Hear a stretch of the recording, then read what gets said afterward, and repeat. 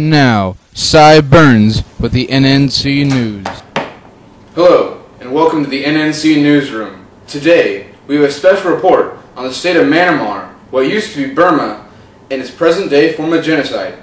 To help us out, we have Mr. Jucation, who has a PhD in Asian Studies and various Humane Society awards dealing with his work in various Asian countries, who will inform us about the background of Myanmar. His report. Myanmar is a Buddhist nation of about 52 million people located in Southeast Asia to the west of Thailand and China. Two-thirds of the population belongs to the Burman ethnic group, and the remaining third belong to over 100 other ethnic groups. Ethnic conflicts have existed for over a millennium, dating back to the 10th century. In 1884, the British gained complete control over Burma after 60 years of war. British colonial favoritism aggravated ethnical tensions amongst various ethnical groups. After Burma gained independence in 1948, the government divided the country into several ethnic states to give minority groups some autonomy.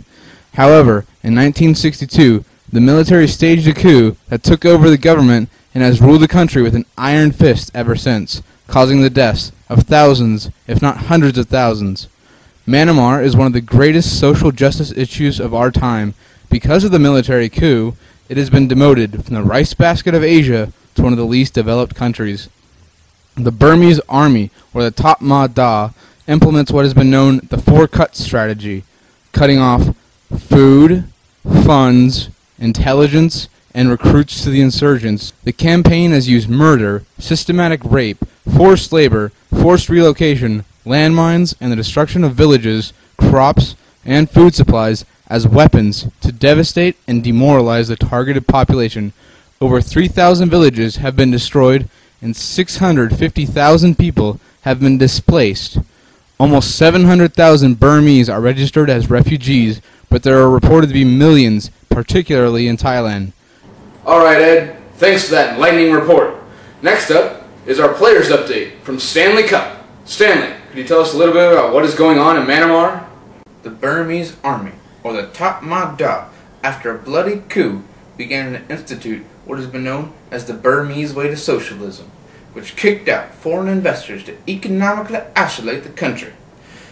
In 1987, protests began and eventually grew into a nationwide movement, led by Nobel Peace Prize laureate Aung San Suu Kyi, emerging as prominent leader. Unfortunately, despite multi-party elections, the military still holds a strong handle on the government and has imprisoned Suu Kyi. Stanley, have there been any attempts to open up Myanmar by the world community? Well, unfortunately, there have only been few attempts to fix this problem by prominent world leaders. It has mostly been swept under the rug. Alright, Cy. I'll catch you later. Thanks for that report, Stanley. Next up in our special report on Myanmar is our local faith advisor, Marv Ellis. Well, I can't say that I have any actual experience in this case, but I have gone through Catholic and Jesuit schooling, and I'll come up with some opinions about this. I would say that killing people based on race divisions, genocide in this case, is very, very wrong. How does your faith see this issue, Marv? I know that God would be on my side this time, because killing people, men, women, and children is wrong. Look at the sixth commandment, thou shalt not kill. But how does the world see this issue? I think that all the world would agree with me on this one, Cy. If I had to respond to the genocide in Myanmar, I would say that I should pray about it, and then I should try to actually do something. Maybe send over some aid packages. I don't know.